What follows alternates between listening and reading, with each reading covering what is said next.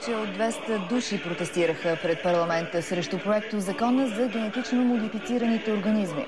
Според недоволните, проекто законът е внесен тихомълком, без почти никакво обществено обсъждане. Ако той влезе в сила, в България ще отпадне забраната за свободно разпространение на генно модифицирани организми. Важна тема, която следим в календар. Повече от 300 души протестираха за втори път срещу закона за генно модифицираните организми.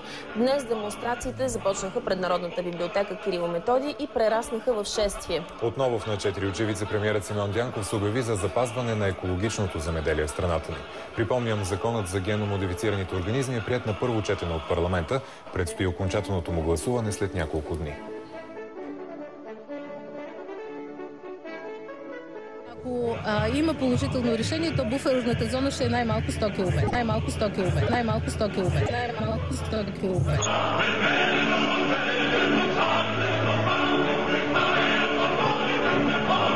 България има един ограничаващ елемент, един ограничаващ статут.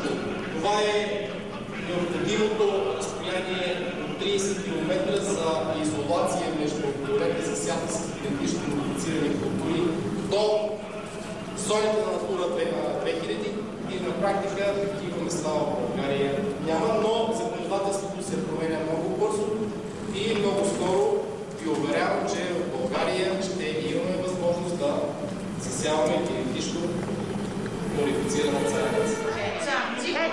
Елена Георгиева предложи от 10 000 да стават на 1000. Е така, като добре, аз ще подкрепя и предлагам от всички да отпадне по една нула и да решим въпрос. Какво искате друго?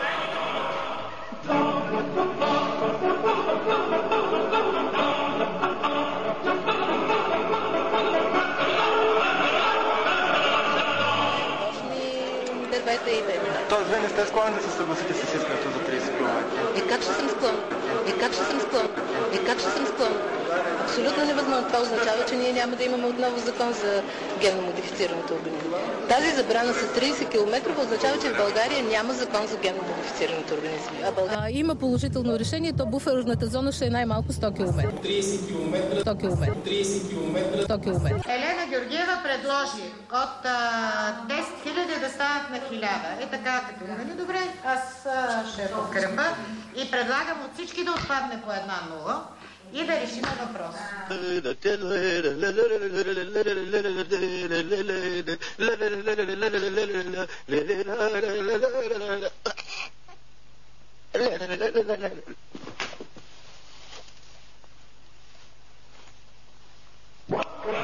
Тук много ясно трябва да се обясни на хората, че ние приемаме само това, което Европейската комисия, Европейския съюз задължително иска от България да приеме като закон.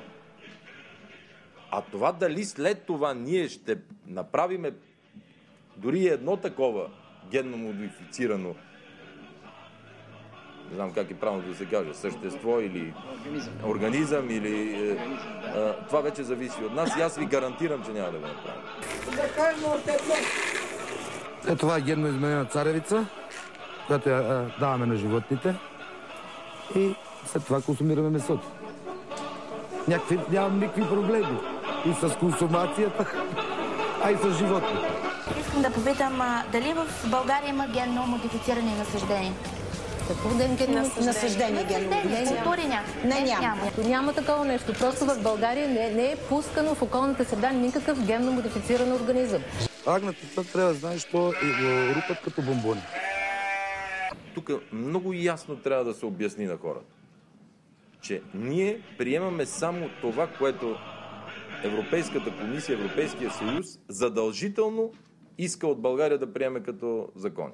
Значи вие решавате да хармонизирате нашето законодателство с европейското. Да кажем, че някой ви е поискал, но ние вече проверихме и видяхме, че никой не ви е поискал, защото прословутото писмо, което вие цитирате и не искате да ни дадете вече 2 месеца, ние направихме запитване до Европейската комисия и днес получихме отговор, от който става ясно, че въпросното писмо касае нарушение относно Директива 98/81 на Европейския съюз, която касае работа с ГМО в контролирани условия и се отнася до замърсяване край село Доброславци. Тоест, Европа... Това е съвсем различно за замърсяване до село Доброславци. Вие сте абсолютно права, че писмото, официалното уведомително писмо касае несъответствие на нашето законодателство с директива 9881. За лабораторните опити. Която касае работа с ГМО в контролирани условия. Каква е позицията на Министерството на земеделието по отношение на ГМО?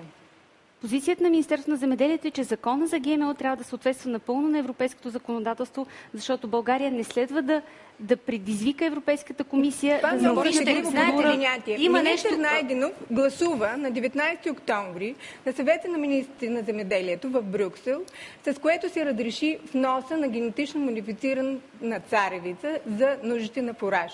Гласовете бяха 11 против и 11 за. Министър Найденов гласува за вноса. Неговият глас допринесе в Европейския съюз да бъде внасена такава генетично модифицирана царевица за нуждите на фуража. Ако той не беше гласувал, нямаше да има такава възможност. Така че не се оправдавайте само с европейските директиви, Европейската комисия. България, нашето правителство има възможност да влияе. Нека господин Желязков, защото Ние сме също за хармонизиране с европейското законодателство, след като сме член на Европейския съюз. Но само българското правителство и българската държава могат да кажат как това да бъде направено така, че да гарантира България да бъде свободна от ГМО. И ние искаме така да бъде направено. Например, резолюцията на Народно събрание на Унгария е постановило да се направи така, че в Унгария да няма отглеждане на ГМО. Искаме такава резолюция, искаме твърда визия на правителството. България ще бъде ли свободна от ГМО или не? Всякакви други шикалкавения, нека да го кажа, и ще има обществен дебат, ще правим работна група, която има само едно заседание. Трябва да има ясна позиция.